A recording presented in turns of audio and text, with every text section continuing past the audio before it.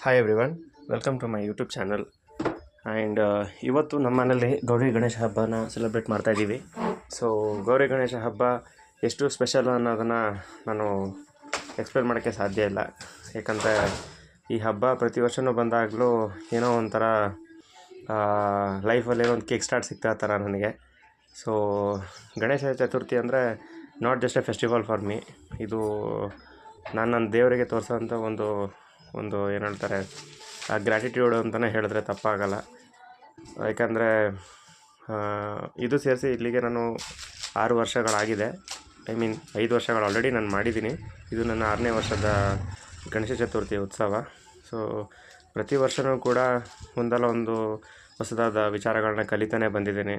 ಪ್ರತಿಯೊಂದು ವಿಚಾರದಲ್ಲೂ ನನಗೆ ಸಾಕಷ್ಟು ಏಳು ಬೀಳುಗಳಿದ್ರೂ ಕೂಡ ಈ ಒಂದು ಫೆಸ್ಟಿವಲ್ನ ಆಚರಣೆ ಮಾಡಲಿಕ್ಕೆ ನನಗೆ ಪರಮಾತ್ಮ ಶಕ್ತಿ ಕೊಟ್ಟಿದ್ದಾನೆ ಅಂದರೆ ತಪ್ಪಾಗಲ್ಲ.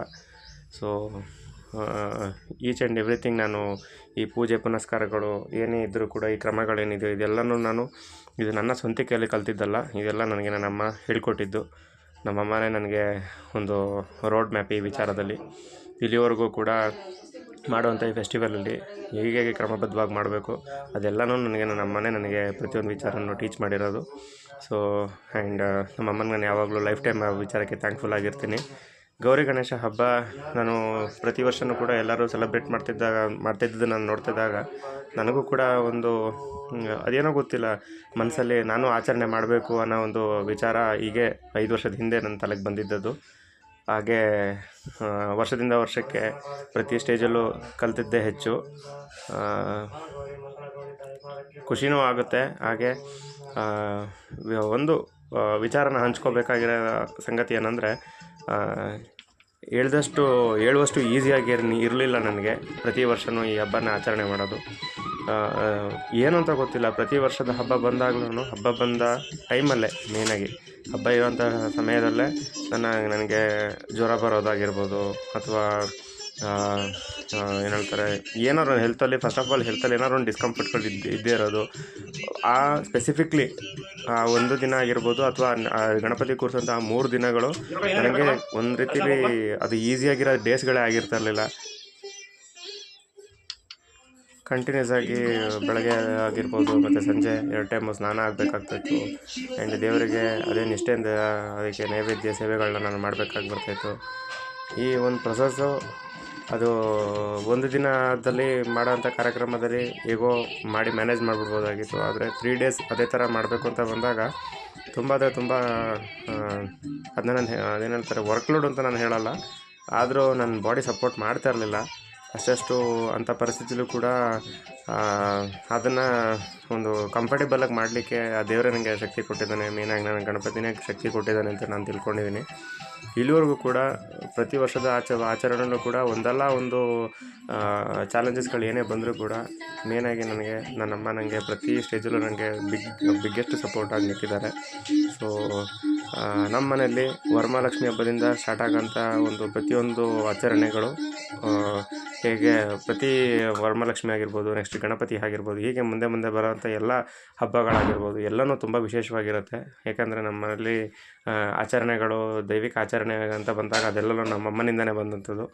ಸೊ ಮುಂದಿನ ದಿನಗಳಲ್ಲೂ ಕೂಡ ಬೇರೆ ಬೇರೆ ಉತ್ಸವಗಳೆಲ್ಲ ಇರುತ್ತೆ. ಅದರ ಬಗ್ಗೆಯೂ ನಾನು ನಿಮಗೆ ನೆಕ್ಸ್ಟ್ ಬರುವಂಥ ವೀಡಿಯೋಗಳಲ್ಲಿ ಅಪ್ಡೇಟ್ ಮಾಡ್ತೀನಿ ಹೇಗೆ ಎತ್ತ ಅಂತೇಳಿ.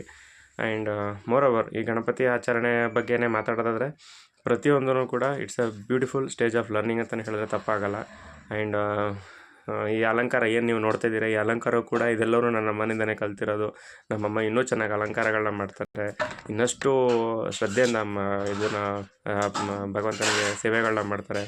ವೇದ ಮಂತ್ರಗಳನ್ನೆಲ್ಲ ನಮ್ಮಮ್ಮ ಸರಾಸರಿಯಾಗಿ ಹೇಳ್ತಾರೆ. ಅವರು ಹೇಳುವ ರೀತಿಲಿ ಪೂಜೆ ಪುನಸ್ಕಾರ ನನಗೆ ಮಾಡ್ಲಿಕ್ಕೆ ಬರೋಲ್ಲ, ಆದರೂ ಕೂಡ ನಮ್ಮಮ್ಮ ಮಾಡೋದನ್ನು ಒಂದು ಸಣ್ಣ ಪ್ರಮಾಣದಲ್ಲಿ ನಾನು ಕೂಡ ಪ್ರಾಕ್ಟೀಸ್ ಮಾಡಿಕೊಂಡು ಅದನ್ನು ಆದಷ್ಟು ನಿಷ್ಠೆಯಿಂದ ಮಾಡೋಕ್ಕೆ ನಾನು ಪ್ರತಿ ಸರಿನೂ ಎಫರ್ಟ್ ಆಗ್ತಾನೆ ಬಂದಿದ್ದೀನಿ. ಸೊ ಗಣಪತಿ ಹಬ್ಬ ಅಂತ ಬಂದಾಗ ಈ ಒಂದು ಸೇವೆ ಕಂಪ್ಲೀಟಾಗಿ A to Z ನಾನೇ ಮಾಡಬೇಕು ಅಂತ ನಾನು ನಮ್ಮಮ್ಮನ ಹತ್ರ ಸಾಕಷ್ಟು ಬಾರಿ ರಿಕ್ವೆಸ್ಟ್ ಮಾಡ್ಕೊಂಡಿದ್ದೀನಿ ಕೂಡ. ಹಾಗೆ ನಮ್ಮಲ್ಲಿ ಹಬ್ಬ ಅಂತ ಬಂದಾಗ ಅದು ಕೇವಲ ಹಬ್ಬ ಅಂತ ಮಾತ್ರ ಆಗಿರಲ್ಲ, ಅದೊಂದು ಸಂಭ್ರಮನೇ ಆಗಿರುತ್ತೆ. ಸಂಭ್ರಮ ತುಂಬಾ ನಿಮಗೆ ಗೊತ್ತಿರ್ಬೋದು, ಒಂದು ನಮ್ಮಲ್ಲಿ ಸೆಲೆಬ್ರೇಷನ್ಗಳಂತ ಮಾಡಿದಾಗ ಅಲ್ಲಿ ಹೇಗೆ ಸಿಹಿ ತಿಂಡಿಗಳು ಮಾಡೋದಾಗಿರ್ಬೋದು, ದೇವರಿಗೆ ಇಡೋಂಥ ನೈವೇದ್ಯಗಳಿಗೆ ಮಾಡ್ಕೊಳ್ಳೋಂಥ ಸಿದ್ಧತೆಗಳಾಗಿರ್ಬೋದು, ಎಲ್ಲವೂ ಕೂಡ ಆ ಮೊಮೆಂಟಿಗೆ ಆಗೋಂಥ ವಿಚಾರಗಳಲ್ಲ. ಅದಕ್ಕೆಲ್ಲನೂ ಕೂಡ ಓವರ್ ನೈಟ್ ಎಫರ್ಟ್ ಇರುತ್ತೆ, ಸ್ಲೀಪ್ಲೆಸ್ ನೈಟ್ ಇರುತ್ತೆ, ಅದ್ರ ಹಿಂದೆ ತುಂಬಾ ಎಫರ್ಟ್ಸ್ಗಳಿರ್ತದೆ. ಹಾಗೆ ಈ ನಮ್ಮ ಮನೇಲೂ ಕೂಡ ಇವತ್ತು ಇಲ್ಲೇನು ಕಾಣಿಸ್ತಿರೋಂಥ ನೈವೇದ್ಯಗಳು ಇಲ್ಲಿ ಪಿಕ್ಚರಲ್ಲಿ ಕಾಣಿಸ್ತಿರೋದು ಕೆಲವೇ ಕಾಣಿಸ್ತಿದೆ. ಇದರದ್ದು ಇನ್ನಷ್ಟು ಬೇರೆ ಬೇರೆ ಇದೆ, ಲೈಕ್ ಅದು ಕವರ್ ಮಾಡಿಲ್ಲ ವೀಡಿಯೋದಲ್ಲಿ ನಾನು. ನಮ್ಮಮ್ಮ ಅವತ್ತು ಬೇಗ ಸಾಕಷ್ಟು ರೀತಿದು ತರಾವರಿ ಅಡುಗೆಗಳನ್ನ ಮಾಡಿದರು. ಸೂಸ್ಲು ಆಗಿರ್ಬೋದು, ಕಾಯಿ ಕಡುಬು ಆಗಿರ್ಬೋದು, ಮೋದಕ ಆಗಿರ್ಬೋದು, ಹೋಳಿಗೆ, ಕರ್ಜಿಕಾಯಿ, ಚಕ್ಕುಲಿ, ಹೀಗೆ ತರಾವರಿ ವೆರೈಟಿಗಳನ್ನ ನಮ್ಮಮ್ಮ ನೈವೇದ್ಯಕ್ಕೆ ಅಂತ ನಮ್ಮಮ್ಮ ಈ ಸಮಯದಲ್ಲೆಲ್ಲ ಸಿದ್ಧತೆ ಮಾಡಿ ನನಗೆ ಕೊಟ್ಟಿದ್ದರು. ಸೊ ಏನೇ ಇಟ್ಸ್ ಅ ಟೀಮ್ ಎಫರ್ಟೇ. ಎಲ್ಲೋ ಒಂದು ಕಡೆ ನಾನು ನಮ್ಮ ಅಮ್ಮದ ಹೆಲ್ಪ್ ತೊಗೋಬಾರ್ದು ಅಂತ ಅಂದ್ಕೊಂಡ್ರು ಕೂಡ ನಮ್ಮಮ್ಮ ಪ್ರತಿ ಸ್ಟೇಜಲ್ಲೂ ಅವ್ರು ನನಗೆ ಈ ಒಂದು ಪೂಜೆಯಲ್ಲಿ ಅವರು ಇನ್ ಆ್ಯಂಡ್ ಔಟ್ ಆ್ಯಂಡ್ ಸಪೋರ್ಟಲ್ಲಿ ನಿಂತೇ ಇರ್ತಾರೆ. ಆ್ಯಂಡ್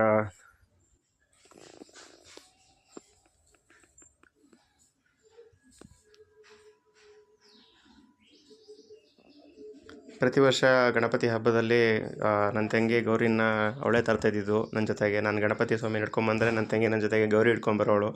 ಆದರೆ ಈ ಸರಿ ಅವಳಿಗೆ ಬರಲಿಕ್ಕೆ ಆಗಿಲ್ಲ, ಅವಳದು ಕೆಲವು ಪರ್ಸನಲ್ ರೀಸನ್ಸ್ಗಳಿಂದ. ಹಾಗೆ ನನ್ನ ಅಕ್ಕನಿಗೂ ಕೂಡ ಅವಳದೇ ಆದ ಒಂದು ಫ್ಯಾಮಿಲಿ ಕಮಿಟ್ಮೆಂಟ್ಸ್ಗಳಿಂದ ಅವಳು ಬರಲಿಕ್ಕಾಗಿಲ್ಲ. ಸೊ ಈ ಸರಿ ಮಿಸ್ ಆಗಿದ್ದಾರೆ. ಬರುವಂಥ ಮುಂದಿನ ಫಂಕ್ಷನ್ಗಳಲ್ಲಿ ಮಿಸ್ ಆಗೋದಿಲ್ಲ, ಬರ್ತಾರೆ. ಬಂದಾಗ ಅವ್ರನ್ನೂ ಕೂಡ ಈ ಒಂದು ನೆಕ್ಸ್ಟ್ ಬರೋವಂಥ ವೀಡಿಯೋದಲ್ಲಿ ನಾನು ನಿಮಗೆ ತೋರಿಸ್ಕೊಡ್ತೀನಿ. ಸೊ ಓವರಾಲಾಗಿ ಹೇಳಬೇಕಂದ್ರೆ ಈಗ ನಮ್ಮ ಗಣಪತಿ ಸ್ವಾಮಿ ದಯೆ, ಅವರ ಪ್ರೀತಿ, ಅವರ ಆಶೀರ್ವಾದ ಯಾವಾಗಲೂ ನನ್ನ ಮೇಲೆ, ನನ್ನ ಪರಿವಾರದ ಮೇಲೆ ಹಾಗೂ ಸಮಸ್ತ ನಾಡಿನ ಎಲ್ಲರ ಜನರ ಮೇಲೆ ಯಾವಾಗಲೂ ಇರಲಿ ಅಂತ ಕೇಳ್ಕೊಳ್ತೀನಿ.